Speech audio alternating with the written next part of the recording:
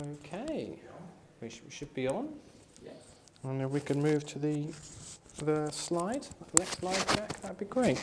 Oh, sorry. Just one second. Let me get this properly attached. Okay, let's try that. Jolly good. Well, welcome again, everybody, to Live from the Archive. My name is Tom. I'm an engagement learning officer here at London Metropolitan Archive. So, welcome to everybody in person, and welcome to everybody joining us at home on the live stream as well. Just a few bits of I suppose, technical stuff and housekeeping before we start properly. The first thing is to say, and this is more for the benefit of people at home, that as the name suggests, Live from the Archive, we are in fact live from the archive. So we are streaming from our exhibition space. It's actually a fairly quiet day at the archive today, but there might be a little bit of background noise and things, a bit of toing and froing. So I hope that's not distracting for anyone. And if it is, please do bear with us. I should also say that as well as myself, Tom, I'm joined by Jack. So Jack is helping us in the chat, helping us with the text. So thank you, Jack. So if you are at home and there are any issues with the stream, with the chat, anything like that, please feel free just to pop that in the chat and let us know. I'd much rather you said as we were going along, we can fix it. There's nothing worse than doing what you hope is a nice talk, a nice presentation, and finding afterwards that no one could hear or see you. So if there's a problem, let us know, and if it's something our end, we will try and fix that for you. So I'm going to assume, Jack, that everything is okay. People can hear us okay, see us okay, and jolly good. Okay, wonderful. So, welcome to the Live from the Archive series. Is an opportunity for us to look at some of the documents on display in our exhibition. Sometimes we look at just one, or sometimes we look at a couple. This series, of course, is based on our current exhibition, Magnificent Maps of London, which, as the name suggests, is looking at the various maps we have in our collection. It's a very small sample of a very large map collection. So I think it's fair to say we have thousands and thousands of maps of London history spread across various collections. And this is, I say, a sample of maps which give an indication both how London and the city have changed over the centuries, but also gives a sense of how maps and mapping have changed as well, the different way that maps are created, the different purposes that maps can be solved. In the exhibition, we have a mixture of documents in cases that have just been put on display and facsimile maps reproduced digitally on the walls.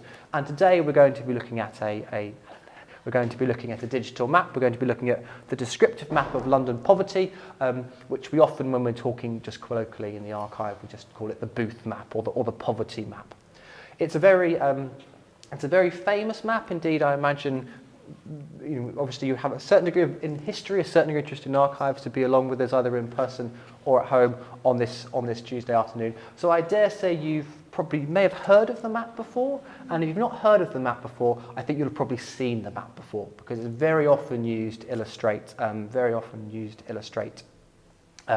19th century London, poverty, the development of the city, various themes that can be used. And the reason it's such a good map to be used to illustrate these themes is, of course, it has this interesting dimension of colour. It's not just a map designed to show what the city looked like, it's designed to give us an insight into how the people in the city, in the broad sense of the term, how the people of Victorian London, how they lived, what their lives were like. Now, I've been saying the map. That's probably me being a little bit lazy, because I should say from the start that there are two different editions of this map, and each of those editions is more than one map. So maybe really I should be talking about Booth maps rather than Booth map. So the edition that we can see today reproduced on the board behind me is, we can call that the first edition, and that is called the Descriptive Map of London Poverty. We use the date 1889 for convenience on that. This map is 4 sheets. It covers Kensington in the west to Poplar in the east. It goes up as far as Kentish Town in the north and as far south as Stockwell in the south. The base map for this is the Stamford Library map of London, and it's 6 inches to the mile in terms of its scale. So this is a map that we have a copy of in our collection, which is why we've reproduced it here. But as I say, maybe I shouldn't be talking about Booth map singular, I should be talking about Booth maps plural, because there's a second edition of this map that comes about 10 years later. And it very confusingly, and the reason I'm referring to my notes on this is the map that we're seeing here is the descriptive map of London poverty, and the second edition is maps descriptive of London poverty. One is produced in 1889, one is produced in 1898. So it's quite confusing sometimes. They two rather juggle about on the page sometimes. The second series of maps, the maps descriptive of London poverty, are both an update of the information, which we'll come to in a moment's time, but they are also cover a much broader area. So we have 4 sheets in the first edition, 12 sheets in the second, and the larger area covers now goes to Hampstead in the north. Well, it goes Hammersmith in the west, Greenwich in the east, Hampstead in the north, and Clapham in the south. So it's both a revision and an expansion of the earlier maps. The striking thing about both these sets of maps is, of course, the use of colour. We'll go into this in a bit more detail, but the use of colour is used to denote the income and social class of the occupants. Now, this is and it's Charles Booth. We call it the Booth map because the originator of this map is Charles Booth. But as we will hear, there's a very big team behind both of these maps.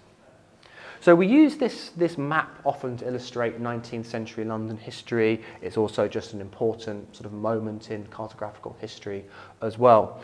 And sometimes because it is such a useful map, a charming map, a visually pleasing map, it can sometimes overshadow the body of work that produced it. So it's probably worth mentioning that for a moment or two first, before we look at the map itself.